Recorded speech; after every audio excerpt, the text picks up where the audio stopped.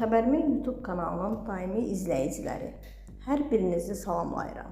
Kanala abunə olub, videoları bəyənməyi unutmayın. Mərhum xalq artisti Məlik Dadaşov aparıcı Zaur Kamalı müəllim işlədiyi dövrlərdə imtahandan kəsib. Axşamaz xəbər verir ki, bu barədə o həmin Zaur verilişində danışıb. Mən Azərbaycan Dövlət Mədəniyyət və İncəsənət Universitetinə ardıcıl 3 dəfə imtahan vermişəm və sonuncu cəhdimdə qəbul olmuşam.